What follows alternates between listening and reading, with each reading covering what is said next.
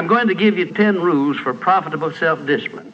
These are rules of my own making. They're very homely, some of them, but they'll be very helpful.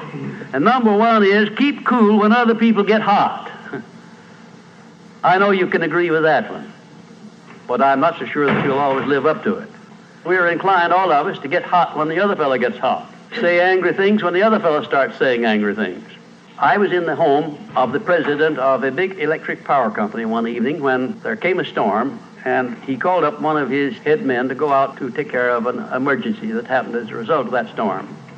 It was on Sunday evening. The man was gone about 2 hours, and when he came back, he came up on the front porch of the home of this man and called him out on the porch, and I never heard a man get such a tongue lashing in all my life as this president of the electric power company gets. Says, you blankety blank blank, you think because you're the president of the company, blankety blank blank, and I'm just as good as you are, blankety blank blank. Oh, it was terrific. I only heard one side of the conversation because there was only one side of it. One man was doing all the talking, and one man was doing all the listening. And after this had been going on for fully 3 minutes, the other man ran out of wind and had nothing more to say. He was mad, you see, because they'd called him out on this stormy night. I heard the president close the door, and he came back, and he just smiled and said, why, the man was a little bit hot, wasn't he? That's all he said. A little bit hot, wasn't he? I expected any moment to hear fists begin to fly out there. But you see, there was a man who had risen to great heights of achievement financially, and he had done it by self-discipline in every respect.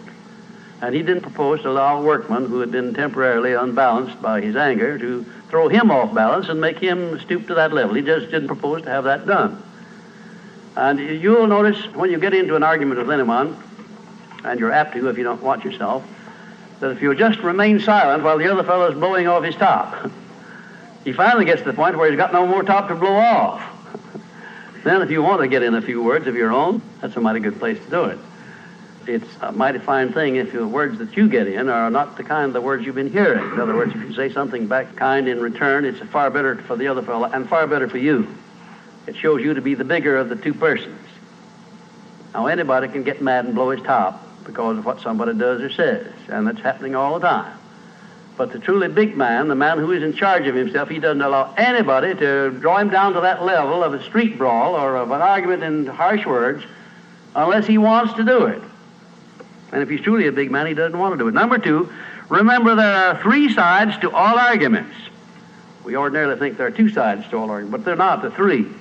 There's your side, there's the other fellow's side, and then there's the right side, which is usually about in the middle of the 2 viewpoints. Remember that when you get into an argument with the other fellow. Don't assume that he's always at fault. Maybe you're partly at fault too. Maybe neither one is totally at fault.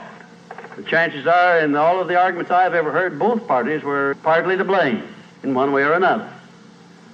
I have never yet heard an argument where one party entirely was to blame, although I suspect there are such arguments at times. Number 3, never give directives to a subordinate when you're angry. If the matter is urgent, then cool off quickly. Number 4, treat all people as nearly as possible as if they were rich relatives from whom you expected to be remembered in their will.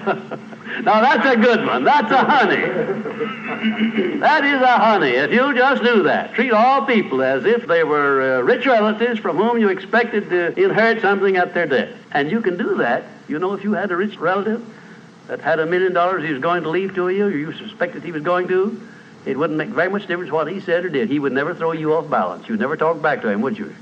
Of course you wouldn't. You'd be quite silly if you did. Keeping quiet for $1 million seems to me to be a very easy price to pay.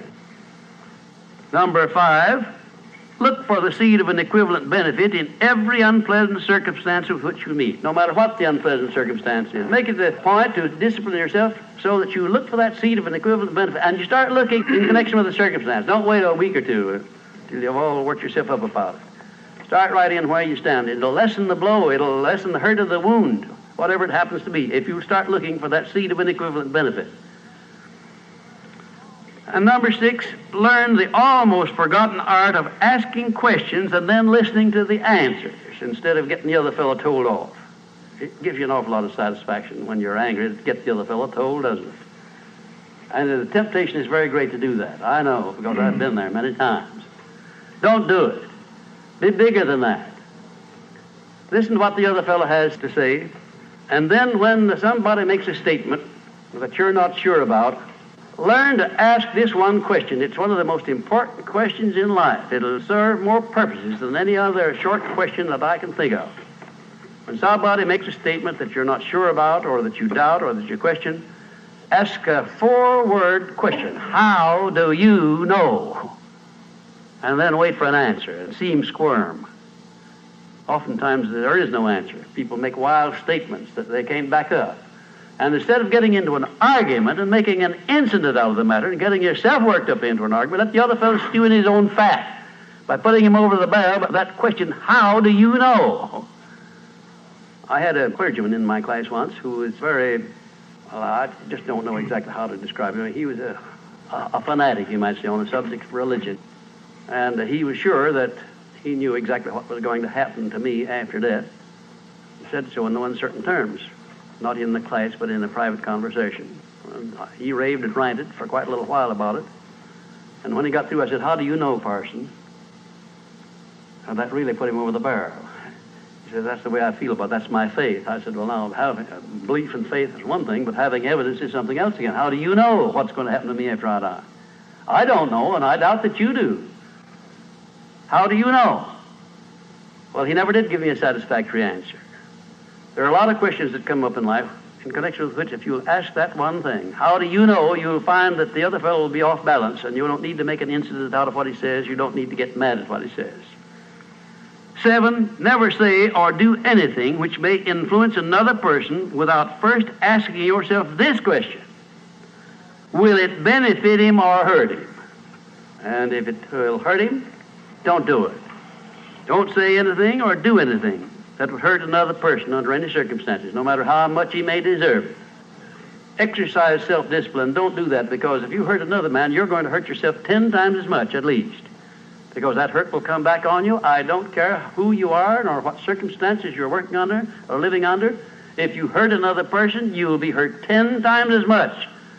And if the hurt doesn't come immediately, the rate of interest on that is compound interest on compound interest, and it'll be 100 times as great if you wait long enough.